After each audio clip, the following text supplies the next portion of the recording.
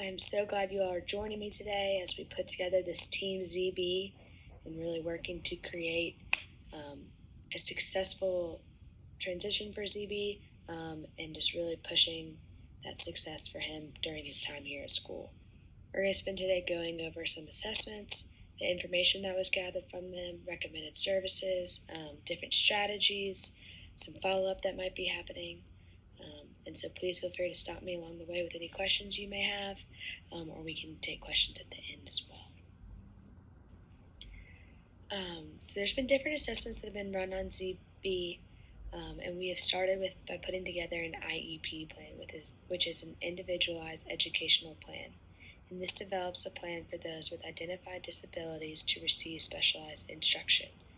So since ZB already has some diagnoses on his own, these IEPs are now being put into play in order to really create the next steps, finding him the best kind of instruction.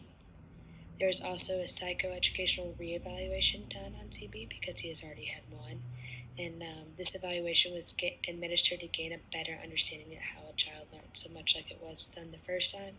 I'm really just continuing that conversation and trying to figure out where his strengths and his weaknesses lie. And this evaluation is used with a one-on-one approach. And so you can really gain a better understanding of their academic skills and their cognitive skills when you spend that one-on-one time with them. Some of the observations and kind of information that was gained from this evaluation.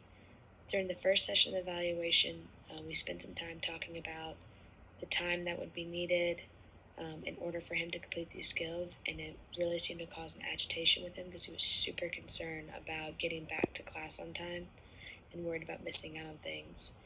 So we spent a lot of time trying to calm down and focus on the task and not focus on time and getting back and what he was missing out on, but focus on what was in front of him and getting things done.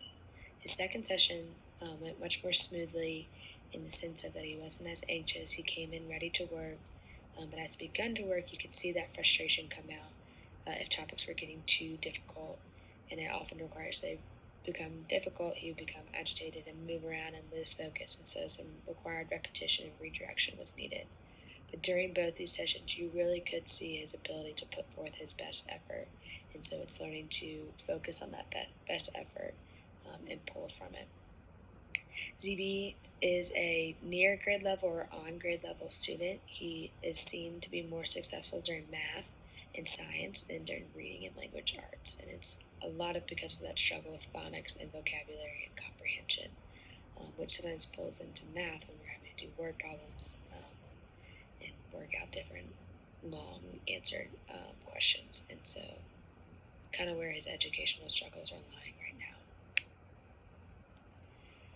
So some recommended services that have come about from this evaluation is maybe stepping out of school and finding local support groups that could help him with his coping skills, his social interactions, kind of maybe some peer tutoring outside, group tutoring outside of school, anything to get him out of his comfort zone and challenge him in different environments. Having clear expectations and clear directions at home really keep that confusion piece and keeps him from reading that frustration.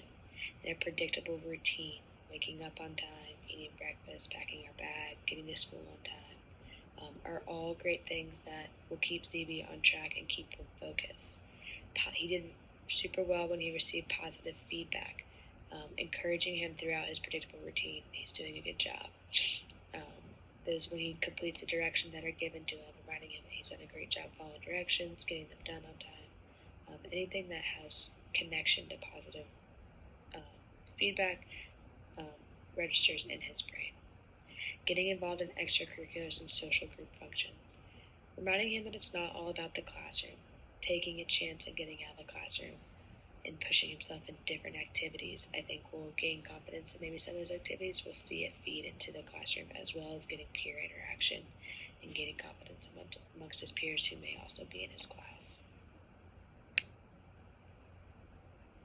Because of ZB's ADHD, we have come up with some different strategies that can be used, especially at home, in order to, like we said, keep that sense of routine and keep that sense of focus. So one-on-one assistance during homework is a great way to make sure that someone is staying on top of him, that he's feeling seen, and that he feels that he has resources nearby. Repetition of instruction, that ability to repeat instructions over and over again, while it may be frustrating to adults at times, it truly is hard for kids with ADHD to understand something the first time it was said. Finding the best learning place in your home, a quiet corner, a clean desk, no windows, no screens, all things that can keep from distractions and make him feel safe and comfortable when he's working. Breaking larger tasks into smaller tasks, not just putting his whole homework binder on his desk and asking him to complete it all right then. Maybe start with just math, take a break. Start with reading, take a break. And any of those ability to work through smaller tasks in shorter times will help keep his focus. And having them repeat what you said back to you.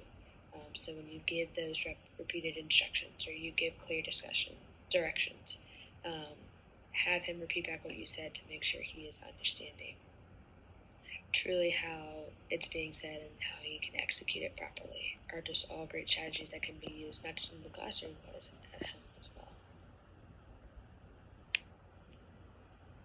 Some reading strategies that would be great for ZB because of his struggles during kind of reading and phonics and comprehension time. Starting off with underlining key facts, having a highlighter nearby, having a pen nearby are all great ways to keep him focused and remembering little things as the texts go along. Having active questioning and conversation during texts, that ZB doesn't just have to read the whole thing at one time.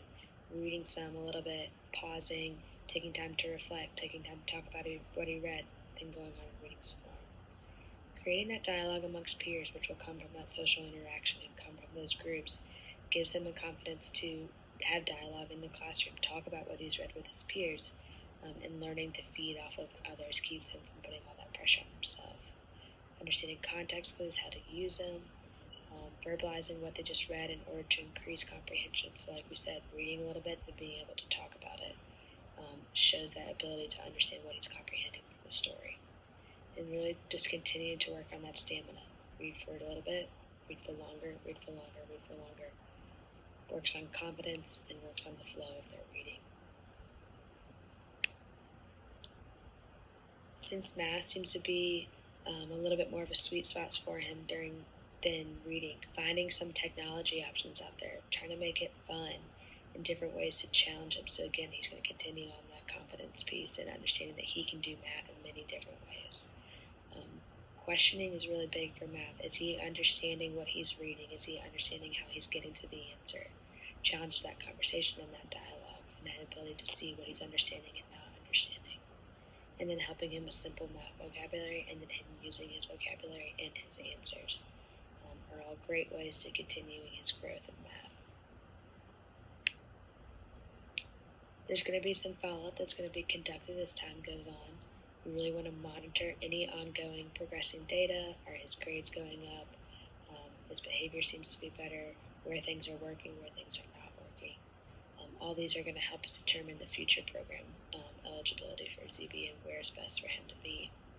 And deciding appropriate educational recommendations, like we said, really what is going to be the best strategies to execute for ZB. Once the language evaluation comes back, it may take some time to review that portion and how to incorporate into the recommendations that are made.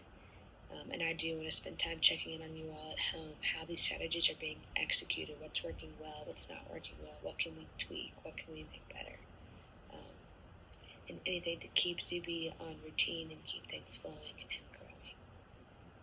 So those are a little bit about the evaluation. Thank you all so much for joining me together as